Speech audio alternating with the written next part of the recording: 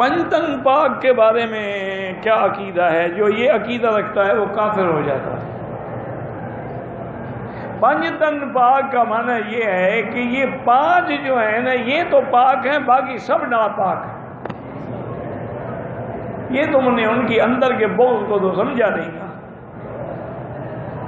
المصطفیٰ، وہی انہوں نے کہا باقاعدہ اپنے کتابوں میں لکھا ہے المصطفیٰ والمرتضیٰ ابناہما والفاطمہ،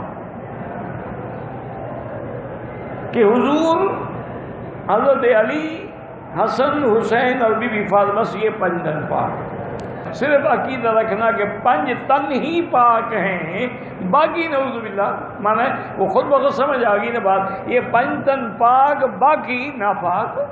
دیکھیں، پنج تن پاک کا ذکر قرآن میں بھی ہے، پنج تن پاک کا ذکر صحیح مسلم میں بھی ہے۔ صحیح مسلم میں حدیث مبارکہ ہے جس کو حضرت ام المومنین عائشہ صدیقہ رضی اللہ تعالیٰ عنہ بیان کرتی ہیں کہ حضور نبی اکرم صلی اللہ علیہ وسلم صبح کے وقت ایک اونی منقش چادر اوڑھے ہوئے باہر تشریف لائے تو آپ کے پاس حضرت حسن بن علی رضی اللہ تعالیٰ عنہما تشریف لائے تو آپ نے انہیں اس چادر میں داخل کر لیا۔ پھر حضرت حسین بن علی آئے رضی اللہ تعالیٰ عنہما اور وہ بھی ان کے ہمراہ چادر میں داخل ہو گئے۔ پھر سیدہ کائنات سیدہ فاطمہ الزہرا سلام اللہ علیہا تشریف لائیں اور آپ صلی اللہ علیہ وسلم نے انہیں بھی اس چادر میں داخل کر لیا۔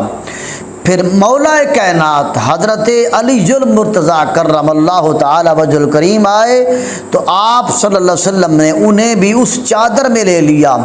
پھر آپ صلی اللہ علیہ وسلم نے یہ آیت مبارک پڑھی، انما یرید اللہ لیذھب عنکم الرجس اہل البیت ویطہرکم تطہیرا۔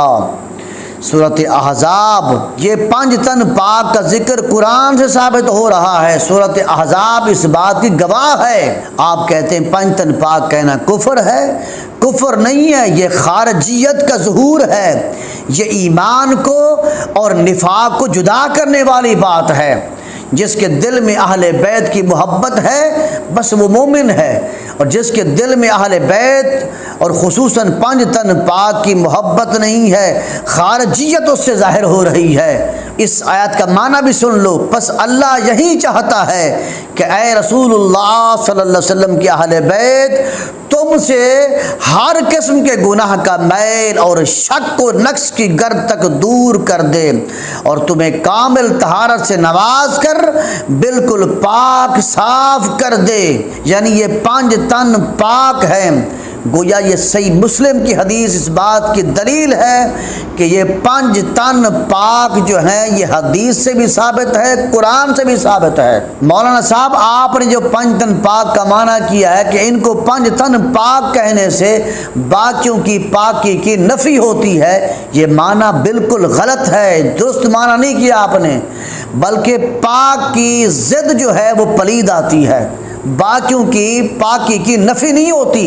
اس بات کی دلیل آگے سنیے، امام ترمذی روایت کرتے ہیں اور امام طبرانی روایت کرتے ہیں، حضور نبی اکرم صلی اللہ علیہ وسلم کے پروردہ حضرت عمر بن ابی سلمہ رضی اللہ تعالیٰ وہ فرماتے ہیں کہ جب ام المومنین حضرت ام سلمہ رضی اللہ تعالیٰ عنہ کے گھر حضور نبی اکرم صلی اللہ علیہ وسلم پر یہ آیت نازل ہوئی، انما یرید اللہ لیذھب عنکم الرجس اہل البیت ویطہرکم تطہیرا، پس اللہ یہی چاہتا ہے کہ اے رسول اللہ صلی اللہ علیہ وسلم کے اہل بیت تم سے ہر قسم کے گناہ کا میل اور شک و نقص کی گرد تک دور کر دے اور تمہیں کامل طہارت سے نواز کر بالکل پاک صاف کر دے۔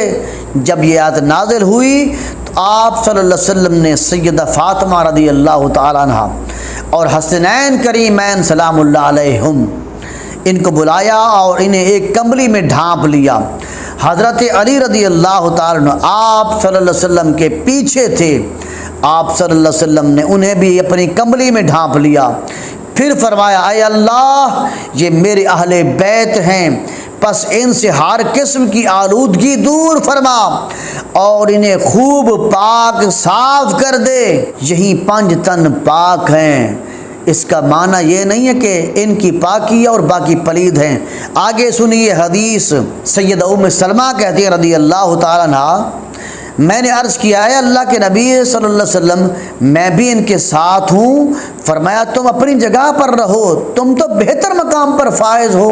یہ حدیث اس بات کی دلیل ہے، بلکہ قوی دلیل ہے کہ حضور صلی اللہ علیہ وسلم نے ان نفوس قدسیہ کو اہل بیت کہا ہے۔ ان نفوس قدسیہ کو اہل بیت اطہار کہنے سے حضور صلی اللہ علیہ وسلم کے باقی ازواج کی اہل بیت کی نفی نہیں ہوتی، جیسے باقی ازواج کے اہل بیت کی نفی نہیں ہوتی، اسی طرح اہل سنت کا ان کو 5 تن پاک کہنے سے باقیوں کی پاکی کی نفی نہیں ہوتی، بلکہ جس کے دل میں 5 تن پاک کی محبت داخل ہو جاتی ہے وہ بھی گناہوں کی پلیدگی سے پاک ہو جاتا ہے، اور جس کے دل میں 5 تن پاک کی محبت نہیں ہے اس سے خارجیت کا ظہور ہوتا ہے، جیسے آپ سے خارجیت کا ظہور ہو رہا ہے۔